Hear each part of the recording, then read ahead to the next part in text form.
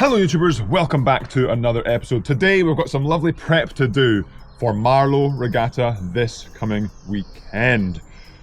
The prep itself is going to be very similar to that of the prep I did pre-Met Regatta, so 1,000 meters on the water, not as fast as I can, but a good solid mid-race pace. It can be pretty difficult to feel what that realistic pace is, but the idea for me is to feel like, not quite that that's too much, but definitely feel like when I'm finishing this 1K piece, oh, that's pretty uncomfortable. I'll be using my stroke coach here to get my rate and whatnot. I'll show you what I see on the water, but also I'll show you the numbers after to see what splits I was holding throughout that 1K. Hopefully it's realistic. Now, we get on the water.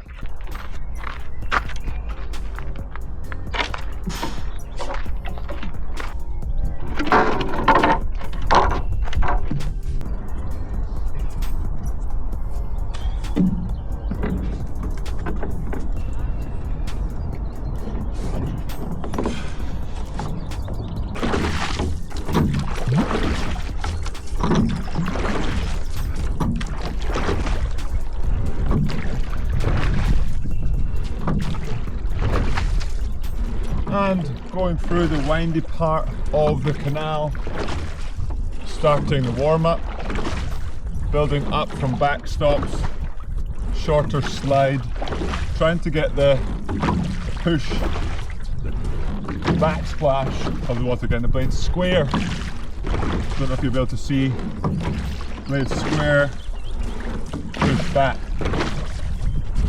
towards the bow. At least a little bit of an emphasis on that in the warm-up for me really helps.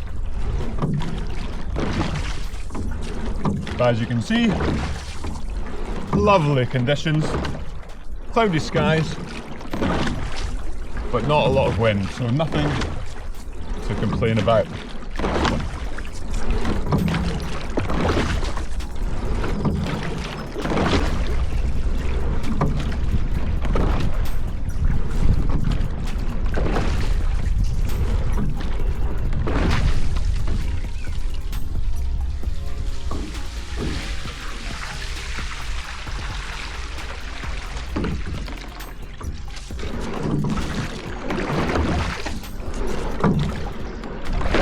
Okay, it's time to do 1,000 meters here on the water, and I've got my stroke coach set up. I've got my strokes per minute. I've got my distance again because that'll be counting down, that'll be counting up. I could change those, but I don't want to. And then distance per stroke. And I've got distance per stroke said last time, instead of the split where you sort of work to the speed, work to the split, I really want this to be working to the effort.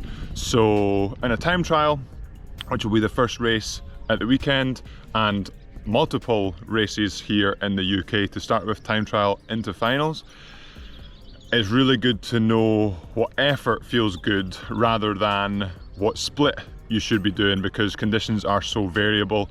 You could do a 2K in 7 minutes, and then a week later you do the same effort and that 2K could be 8 minutes because the conditions are slower. So looking at that effort, using the stroke coach there to kind of familiarise myself with a decent distance per stroke, keeping the rate lively, 36, 37, and then just counting down the meters. Again, not looking for extreme effort, but looking to make this relatively uncomfortable. So I'll speak to you after.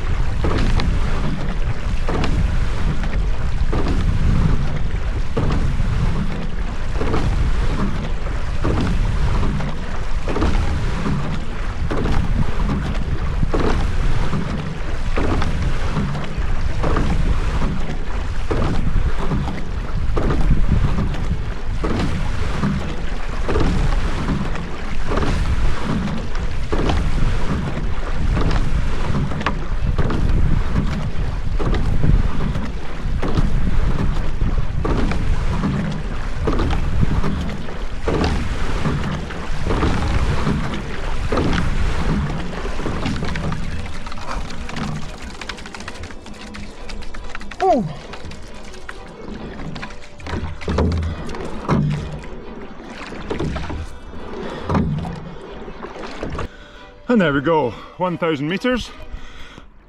A little bit of a bend. The start as well was a bit iffy. I wasn't trying to do a start. I just wanted to get going. I wanted to do that first stroke without upsetting the boat too much because I didn't want the timer to start. So a little bit iffy there, but keeping in mind when we do a start at the weekend, relaxed, long, patient, and not trying to move the world with the stroke. But now on to the splits. Just get the stroke coach out. So just going to data recall distance. So 148.9 split average. Let's see if you can see. Hopefully you can. I think so yeah, first 100 just getting off the standstill. 45s, 46s, 45s, 46s all the way through. So closer to 45, 46 average rather than 48 average because of that first 100 meters. But that's what happens. We start from a standing start. We start from a standstill. So relatively good there. Like I said, wanted to be at a pace of that's uncomfortable but not unmanageable. That was pretty uncomfortable. As you saw finished, I was able to sort of, that was hard. As you can hear, still breathy but not, oh my goodness, that was really hard. So you get a little bit extra from being next to people. If it's in a time trial, you get a little bit extra of just being in a race environment, and so that'll push you on a little bit. But that's if I do a K at that speed, 45s, 46s, I'll be putting myself in a good position, and then just kind of seeing where we are, and I can react to the people around me just like Met. So that's a difficulty when you train by yourself. You can do splits, you can do speeds, but you don't know what that actually means if you've got nobody to compare that to. That's why it's really good to get racing. I know the water here is relatively slow. I did some pieces prior to this today and they're my fastest yet, but again, conditions are so variable. So I get a little bit of confidence, but also keeping myself grounded and realistic of just because they're the fastest I've ever been doesn't mean I am the fastest I've ever been, if that makes, hopefully that makes sense.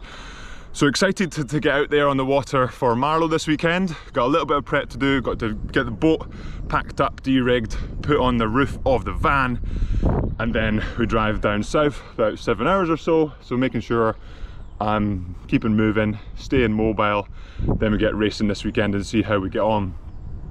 Really excited.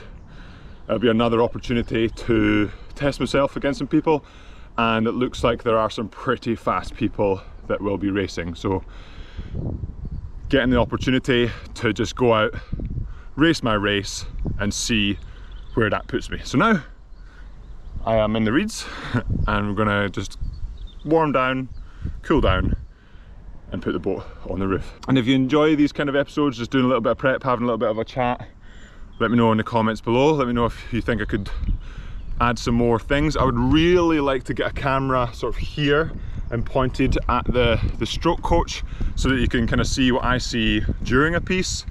But again, it's more about what comes first, filming or preparing. But maybe I can do a session where the filming is more of a priority. But anyway, that's a future Yam Squad to look forward to, and I'll see you in the next episode at Marlow Regatta.